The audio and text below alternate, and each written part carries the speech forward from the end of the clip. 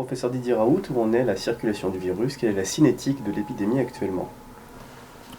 Pour ce que nous voyons nous, mais aussi pour ce que je lis qui se passe en France et en Europe, comme d'habitude, comme j'ai toujours pensé, cette maladie étant nouvelle, elle est imprévisible, et donc le pire n'est pas sûr. Et donc on voit que dans la deuxième épidémie, celle que nous voyons actuellement, il y a eu une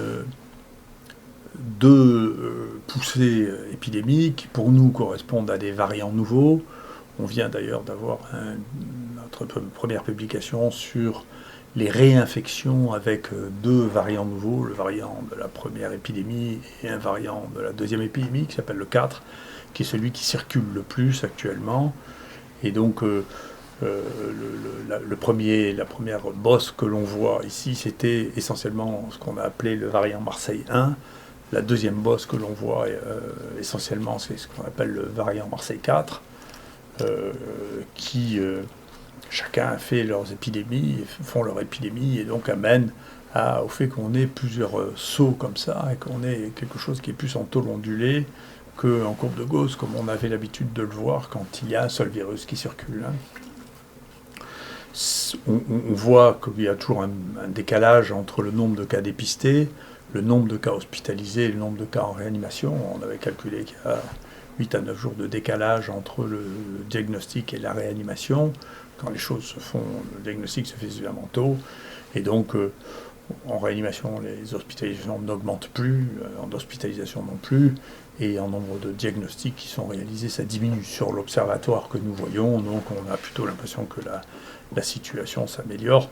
Elle a commencé à s'améliorer, vous voyez, avant le confinement direct, ce qui devrait amener à une réflexion associée au fait que la mortalité est modérée et ne touche essentiellement, si on s'occupe des patients, que des gens qui ont une espérance de vie extrêmement faible, avec quelques exceptions qui ont peut-être des anomalies génétiques, qu'il faut arrêter de dramatiser cette épidémie, il faut se calmer.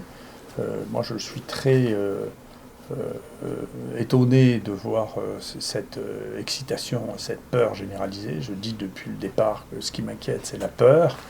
Je pense qu'on a excité les gens, à les terrifier, on leur fait avoir des comportements qui sont des comportements inacceptables. Je pense qu'on risque une recrudescence du terrorisme. Il y a même des gens maintenant qui ont proposé sur Twitter d'avoir un attentat terroriste contre moi. Il y a des gens qui m'ont menacé, des gens qui menacent mon avocat. On sort d'un état social normal du fait de l'anxiété extrême que l'on développe à partir de la peur de cette maladie qui ne va pas détruire l'humanité, ni réduire de manière sensible l'espérance de vie dans ce pays. Donc il faut se calmer, il faut traiter de cette maladie normalement, il faut mettre en place les outils pour pouvoir diagnostiquer et soigner ces gens, mais il faut arrêter de manier la peur à ce niveau parce que la société va exploser si on continue comme ça. Donc il faut se calmer, il n'y aura pas des centaines de milliers de morts, des millions de morts, il faut s'arrêter. Il faut reprendre ça comme une maladie normale. Et je peux vous dire que ces maladies infectieuses, moi qui travaille depuis 40 ans, j'en reparlerai, je sais à peu près ce que c'est. Et donc je vois, nous ici, on a pris en charge maintenant 12 000 personnes. Personne n'a pris en charge, il n'y a pas un centre qui a pris en charge autant de personnes que nous, qui a testé autant de personnes que nous. On fait plus de 350 000 tests maintenant, 250 000 personnes. On a pris en charge 15 000 personnes, on a une idée très précise de ce qui se passe, de la mortalité, de la manière dont ça se gère. Donc il faut être organisé, calme, gérer les problèmes. Il y a des problèmes d'organisation qui se posent quotidiennement, il faut s'en occuper. J'aurais préféré qu'on me croie, il y a 20 ans, quand j'ai écrit qu'il fallait qu'il y ait 7 infectiopoles de cette nature en France, qui aurait permis d'avoir une gestion beaucoup plus calme, beaucoup plus organisée, plutôt que de s'affoler avec ce retard considérable qui avait été mis en place avec la détection, avec la mise en place, où je suis content que la plupart des choses que je proposais, restera hydroxychloroquine dont je pose, ont été finalement mises en place, la détection précoce, la détection de l'hypoxie avec les saturations d'oxygène. J'ai vu que 3 mois après que j'ai proposé, la Haute Autorité de Santé a repris ça dans ses recommandations, c'est bien.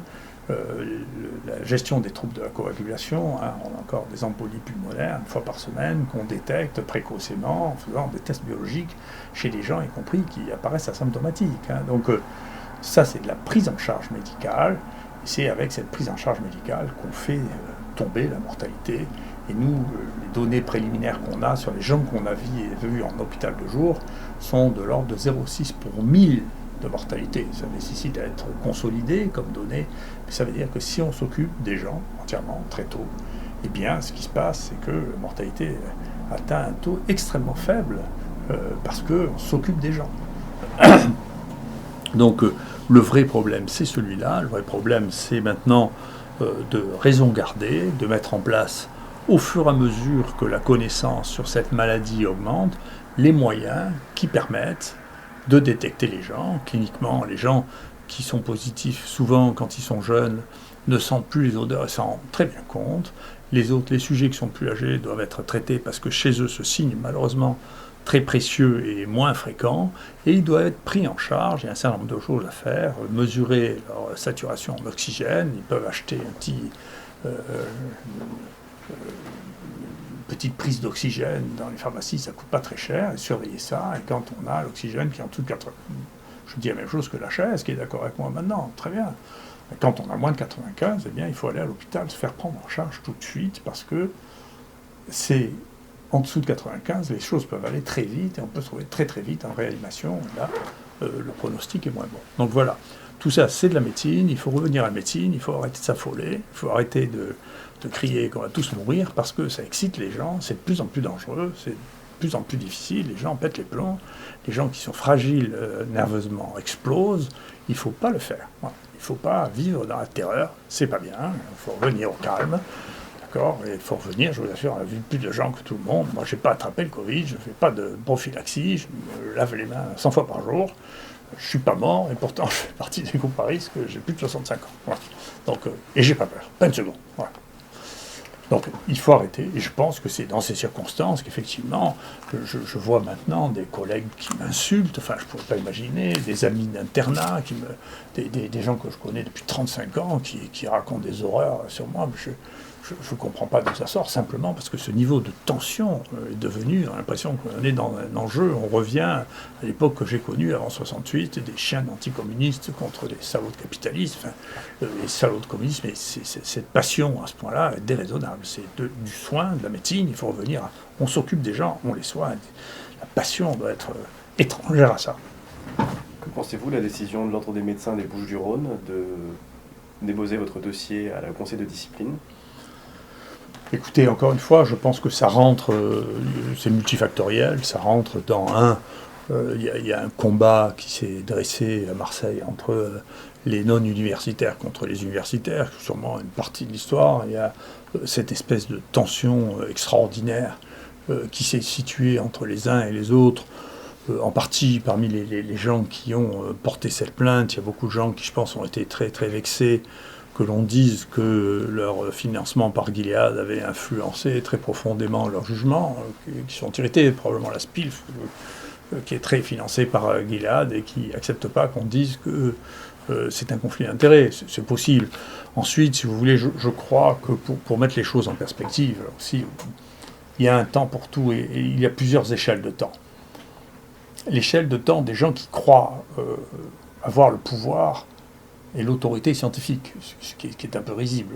Le directeur général de la santé, ou le directeur de la NSM, ou le directeur ou le président du Conseil de l'Ordre ne détient pas la vérité scientifique. Il détient un pouvoir de décision, éventuellement un pouvoir de nuisance, mais il ne détient pas la vérité scientifique. Confondent. Et ces gens-là sont des gens qui changent régulièrement.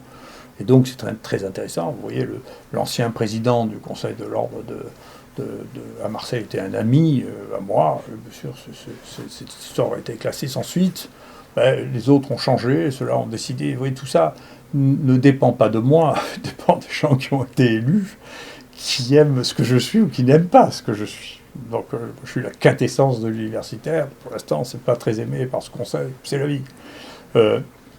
De l'autre côté, le directeur général de la NSM, qui était férocement opposé à l'hydroxychloroquine, dont je reparlerai, son prédécesseur, qui avait été nommé lui aussi, a fait une conférence chez moi. Je vous demande vraiment de regarder, c'est le professeur Maraninki. C'est lui qui a inventé les RTU, c'est lui qui a remis les choses en place sur les conflits d'intérêts. Et si vous l'entendez, ce qu'il dit, vous ne croyez pas qu'il puisse avoir la même position que le directeur actuel de la NSM qui fait exactement l'inverse. Donc vous voyez, c'est pas moi qui change, c'est les gens qu'on nomme qui changent. C'est bien naturel, puisque eux sont des gens qui passent. Ça n'est pas des gens qui sont la S-qualité, c'est des gens qui sont nommés ou élus. Ça n'a rien à voir. Après, il y a un autre temps qui est le temps du politique. Moi, je regrette qu'une partie importante du politique soit maintenant sur le même rythme de vitesse que les journalistes qui ont une vérité du jour. La vérité des jours, les journalistes ne les engagent pas. Ils disent une bêtise, 6 mois après, vous n'allez pas leur reprocher, les journalistes auraient dit une bêtise 6 mois avant, c'est leur métier. Et donc il ne faut pas les croire, il ne faut pas les suivre. D'accord ? Et le problème des politiques, c'est qu'actuellement, ils sont trop en phase avec les journalistes. Et ils oublient une chose, c'est que quand ils parlent, eux, ils sont susceptibles d'avoir, eux, une résonance de ce qu'ils disent. Ils risquent d'avoir, y compris d'être poursuivis par la justice et par l'histoire. Ce qui juge les politiques, c'est l'histoire. Et dans les histoires de sécurité sanitaire, la justice. Vous voyez, et la justice prend son temps. Vous voyez, l'histoire du sang contaminé, c'est 10 ans après les faits. C'est long. C'est pas le temps journalistique. Les journaux ont même oublié ce qui se passait à l'époque. Vous voyez, et leur opinion, et qui disait ci, qui disait ça. Et 10 ans après, la justice, elle, est encore sur un autre rythme. Et puis la science, elle est encore sur un autre rythme, qui est, à la fin, vous savez, il y a des domaines dans lesquels moi j'ai travaillé, sur lesquels il a fallu 15 ans pour que ce que nous disions, sur la peste par exemple, soit reconnu par tout le monde. Pendant 15 ans, on s'est disputé, les gens disaient, moi j'arrive pas à refaire vos résultats. Moi. Donc le temps du journaliste, le temps du politique, le temps de la justice et le temps de la science ne sont pas les mêmes temps. On ne vit pas dans les mêmes échelles de temps. Donc moi, je vis dans le domaine de la science, mais comme j'applique mes connaissances à ce que je fais, eh bien, je suis bien obligé de me confronter à ça le moins possible avec les journalistes. En particulier, je ne supporte pas les journalistes qui sont agressifs avec moi parce que, qui se posent des questions sur la nature de ce que je suis. Moi, j'apporte des résultats, je ne veux pas discuter de ce que je suis, ça ne regarde que moi. Mais on voit bien qu'il y a des temps différents. Quant à ce qui m'est reproché, je suis content qu'on ne me reproche pas d'être un mauvais docteur, mais de dire que je n'applique pas les données de la science, alors ça, quand j'ai lu les trucs, je dois reconnaître que j'ai été pris d'un fou rire. Parce que j'ai regardé quelle était la production scientifique et des gens qui votaient ça, et puis des gens qui avaient dit ça, mais j'ai ri à un point qui est, parce que tout le monde peut le voir, mais c'est absolument, je vais le publier d'ailleurs, c'est risible, parce que moi sur ces domaines-là, non seulement je suis le plus cité en Europe sur les maladies infectieuses et la microbiologie depuis plus de 20 ans, je suis plus cité en sciences en France, je suis le deuxième, après Guido Kremer, mais j'ai commencé à écrire ça, c'est disponible pour tout le monde, par vulgariser, c'est le premier livre que j'ai écrit, vous voyez, qui comprenait déjà la chloroquine, vous voyez, sur les traitements des maladies intracellulaires, publié en 1993, Speyer. Et puis ensuite, j'ai fait un que sais-je pour expliquer ça au public. J'avais marqué les maladies émergentes, et puis les PUF n'ont pas voulu que j'appelle ça les maladies émergentes, ils m'ont obligé à appeler ça les nouvelles maladies infectieuses, parce que maladies émergentes, personne n'en avait entendu parler à l'époque, parce que j'ai écrit ça en 97. Personne ne savait ce que c'était qu'une maladie émergente. Donc c'est pour ça que j'étais obligé d'appeler ça une nouvelle maladie infectieuse. Ensuite, parce que j'avais eu le seul laboratoire qui était capable de faire l'analyse des poudres au moment de la crise du bioterrorisme, on m'a demandé de faire une mission sur les maladies infectieuses et le bioterrorisme par le ministère de la Santé et le ministère de la Recherche, que j'ai fait en 2002-2003, et lui aussi disponible sur Internet. Et puis ensuite, un éditeur m'a demandé de faire un livre sur les nouveaux risques infectieux, la grippe aviaire, le SARS et après. Je ne renie rien de ce que j'ai dit, je pense que c'était raisonnable. Ensuite, au tout début de cette épidémie, j'ai écrit un autre livre encore sur les épidémies, les vrais dangers et les fausses alertes. Et puis j'ai essayé de mettre ça dans une perspective scientifique, en expliquant quelle est la démarche scientifique qui me paraît la plus adéquate pour ce que je fais moi. Vous voyez, qui est de l'épistémologie, c'est-à-dire de la science, de l'histoire des sciences, vous voyez, qui est mon dernier livre. Donc, si vous voulez, dire que j'ai une approche qui n'est pas scientifique, c'est c'est ridicule à un point qui est difficile à tenir. Voilà, c'est très très intéressant. Et donc on verra bien, il faut que les choses suivent leur cours. Ce que je ne tolérerai pas, encore une fois, les institutions sont les institutions, ceux qui les représentent ne sont pas l'institution, ce sont ceux qui représentent l'institution à un moment, et vous savez bien que ça change. Moi, j'avais dit une fois, vous savez, les ministres de la Santé, en moyenne, dans ce pays, ça dure 2 ans et demi. Donc, c'est pas définitif ce que pense un ministre de la Santé. Ça dure le temps où il est là, puis il y en a un autre qui pense autre chose, et puis ensuite, il y aura des élections présidentielles, on verra bien qui sera le président, on verra bien qui sera le Premier ministre, on verra bien qui sera le ministre de la Santé.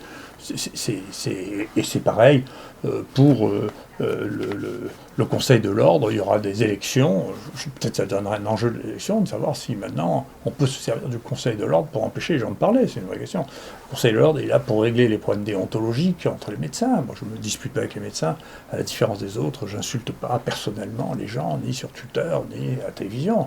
Ça c'est des problèmes déontologiques dont théoriquement le Conseil de l'Ordre doit s'occuper.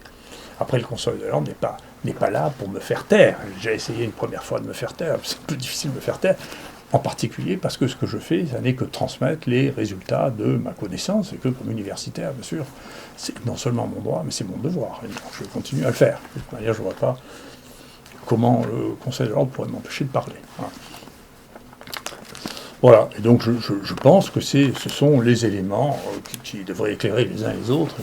Je souhaite que tout ça se termine le plus simplement du monde, une fois que les gens seront revenus à un niveau de tension normal, ils arrêteront de s'exciter sur des choses sur lesquelles on se demande même en quoi ils sont concernés, quoi.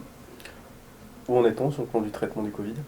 Oui, d'ailleurs c'est intéressant parce que c'est justement, vous voyez, une des questions qui est posée, comment, qu'est-ce que c'est que cette histoire de l'hydroxychloroquine, alors, il y a 2 choses à voir dedans. Donc, il a semblé, depuis le début, qu'il fallait absolument... Le problème de l'hydroxychloroquine, c'est que ça empêchait le développement du remdesivir, qui est le médicament de Gilead. Alors, pour vous mettre en phase, ce médicament est un médicament qui avait été mis au point pour traiter des infections virales et qui avait été testé sur Ebola, dans des études non randomisées, bien sûr, c'était pas, à l'époque, c'était pas la mode, et qui ne marchait pas. Donc on a dit, tiens, on va le recycler, là, c'est pas moi, on l'a recyclé. D'ailleurs, moi, la première réunion que j'ai eue avec le conseil scientifique, il n'y avait qu'une chose à la bouche, et il faut essayer de tester le remdesivir. Très bien. Qui avait déjà commencé à être testé, parce que j'ai observé, puisque j'ai vu la discussion entre le directeur de Gilead et Yazdan Pada, qui se tutoyaient, en se disant, tiens, je t'ai le remdesivir. Alors bien sûr, ça venait d'insuffisance rénale, mais ça on le savait. Donc devant moi, devant le président de la République. Donc je vois bien que c'était l'objectif. C'est comme ça que ça s'est passé. Si quelqu'un veut m'accuser de témoignage, je lui souhaite bonne chance. Donc moi j'ai essayé d'introduire ce qu'avaient fait les Chinois. Les seules données qu'on avait, c'est l'hydroxychloroquine, c'est pas moi. Après, que les gens aient essayé de faire croire que je peux avoir des rapports de conflit d'intérêts avec Sanofi, qui, au contraire, avec qui j'ai les plus grandes difficultés pour avoir l'acheminement de médicaments, c'est pas raisonnable. Et puis, il n'y a qu'à regarder, il y a des... Mon ami Marananki, sous les recommandations de Xavier Bertrand, a fait des déclarations de transparence que vous avez entièrement, vous n'avez qu'à les regarder. D'accord. Mais cette affaire a fait soulever incontestablement cette espèce de fanatisme pro-Gilead et pro-remdesivir a fait soulever incontestablement des questions de savoir pourquoi est-ce que tout le monde veut faire du Gilead. Ça a amené à voir que le nombre de gens qui avaient reçu l'argent en nature ou en argent par Gilead est considérable. Moi c'est pareil, à peine ai-je parlé de l'hydroxychloroquine qu'un collègue m'a téléphoné la nuit, je finis par identifier que c'était, de manière anonyme, pour me menacer du pire si je ne retirais pas que l'hydroxychloroquine pouvait marcher avant le lundi à 8h du matin. Et donc après, je me suis rendu compte que c'est lui qui recevait le plus d'argent de Gilead. Alors peut-être que tout ça sont des coïncidences en France, donc peut-être que tout ça sont des coïncidences. Mais oui, c'est des coïncidences, moi je ne suis pas complotiste, mais c'est des coïncidences qui finissent par être troublantes. Donc il y a quand même un rôle là, dont je ne connais pas exactement l'importance, dont il faudrait bien que le pays se préoccupe et faire appliquer les lois, et que dans les temps à venir, le pays se préoccupe de faire des lois qui soient aussi rigides pour les praticiens qu'elles le sont pour les hommes politiques, par exemple, pour lesquels on a régulé ça. D'accord ? Et donc, on voit que les conséquences de ça sont une colère considérable. Beaucoup de gens qui sont, d'ailleurs, des collègues qui sont en colère contre moi, sont dans cette situation, qui est facile à regarder sur Eurofordoc. de gens qui ont reçu, y compris cette société, la Société de pathologie de langue infectieuse française, qui est subventionnée de manière très très élevée par Gilead.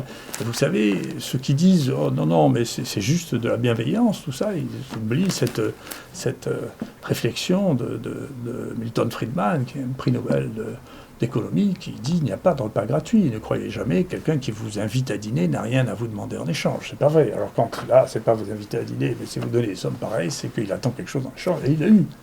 Parce que quand même, c'est une des choses les plus belles que j'ai vues dans ma vie pour faire un film d'horreur. C'est que, vous voyez, ça c'est un papier de Science du 23 octobre. C'est un journal américain, c'est le meilleur journal scientifique américain. Ils ne sont pas suspects quand même de ne pas aimer les produits américains. Et donc ils disent, voilà, tous ces essais étaient très très importants.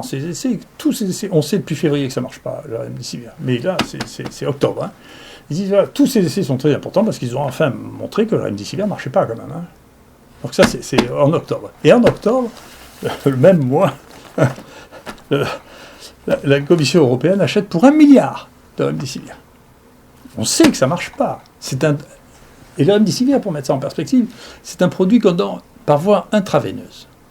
Les voies intraveineuses pendant 10 jours, d'accord, ça donne au moins 5% de complications graves.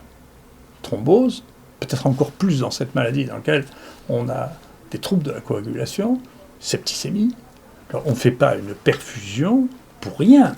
La perfusion, c'est un acte agressif, en particulier si on ne fait pas une perfusion d'une demi-heure. On fait une perfusion pendant 10 jours, c'est un acte agressif. D'ailleurs, il y a une véritable question qu'on va poser au comité d'éthique, c'est est-ce qu'il est éthique de faire des placebos par perfusion, c'est-à-dire de mettre à quelqu'un une perfusion alors qu'on sait qu'il n'y a rien dedans et qu'il prend des risques alors qu'il n'a aucun bénéfice à en tirer. C'est très grave de faire ça, puisqu'on sait que c'est dangereux. Et d'ailleurs, quand on regarde l'étude du New England qui disait que le remdesivir était un médicament merveilleux parce qu'il diminuait le temps d'hospitalisation, on voit qu'il y a 10% des gens qui avaient un placebo qui avaient des effets secondaires graves qui ont dû faire interrompre le traitement. Et donc, si le placebo avait été une pilule de talc, vous auriez 0 effet secondaire grave qui aurait fait arrêter le traitement. Donc ça veut dire qu'on a pris la responsabilité de perfuser des gens avec quelque chose dans lequel il n'y avait rien, mais le risque, simplement pour faire un essai, alors que vous n'auriez pas mis de perfusion du tout, pas mis de placebo du tout. Si vous mesurez juste la mort ou la charge virale, vous n'avez pas besoin de simulacre. Ce n'est pas des choses que les placebos modifient. C'est juste de l'adhésion à une espèce de mécanisme automatique qui a été imposé au fur et à mesure par l'industrie pharmaceutique. Et maintenant, juste après que tout le monde se soit mis d'accord sur le fait que le remdesivir ne sert à rien, eh bien, on reçoit du ministère de la Santé, du directeur général de la Santé, une lettre qui nous dit maintenant, vous pouvez utiliser le remdesivir quand vous voulez, c'est gratuit, on en a tant que vous voulez, vous pouvez donc mettre des perfusions pendant 10 jours avec un produit qui ne sert à rien et qu'on a acheté. Mais vous n'avez pas le droit d'utiliser l'hydroxychloroquine, qui est un médicament que 2 milliards de personnes ont pris dans leur vie et qui n'a pas donné d'effets secondaires, à part essentiellement des problèmes oculaires quand on prend ça pendant plus d'1 an. Donc, si vous voulez, il y a quand même là un problème de fond, qui est la raison pour laquelle nous, on a porté plainte, et puis j'irai jusqu'au bout. Il y a un autre problème que je veux comprendre, c'est pourquoi l'ANSM n'a pas donné l'autorisation de poursuivre l'essai Discovery qui avait été commencé, pour lequel l'INSERM recommandait qu'on reprenne l'essai Discovery, mais j'ai les documents qui montrent ça, alors qu'on avait compris qu'il n'y avait aucune toxicité.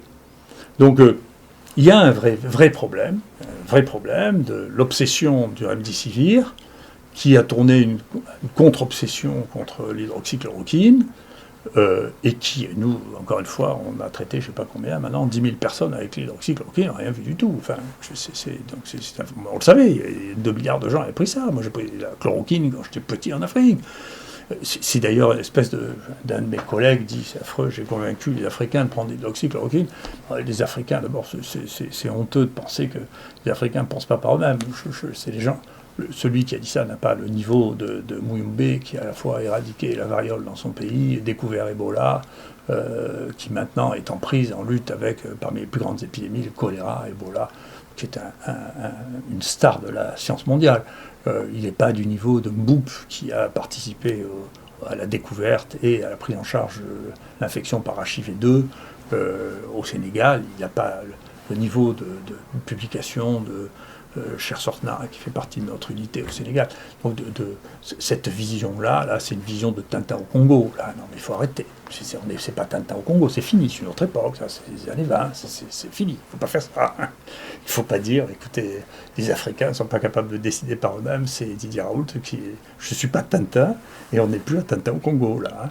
Donc les Africains, ils se foutent de nous, parce que les Africains, ils utilisent l'hydroxychloroquine, comme tous les pays tropicaux, et la chloroquine et ses dérivés, depuis des décennies. Et quand on leur dit c'est un médicament qui, en 10 jours, 10% des gens qui le prennent, ils rigolent, mais alors ils rigolent comme des fous. Hein.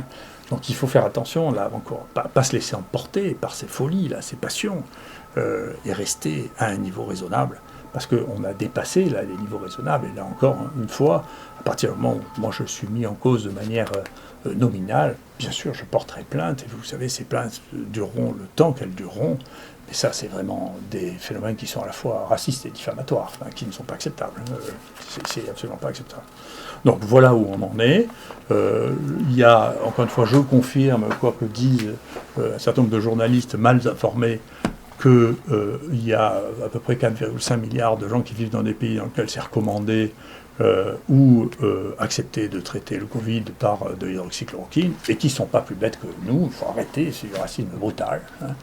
Il faut arrêter, et que d'autre part, il y a plus de 100 études qui ont été publiées actuellement sur l'hydroxychloroquine, et ça continue. Nous, notre dernière étude publiée, celle sur les EHPAD, où on montre qu'on diminue la mortalité par 2 en les traitant par hydroxychloroquine plus azithromycine, on passe de 27% à 13% de mortalité. C'est publié, c'est online, tout le monde peut y accéder, donc il faut arrêter les gens qui ne publient pas. Je suis, avec mon équipe, ceux qui publient le plus dans le domaine du Covid-19, de loin.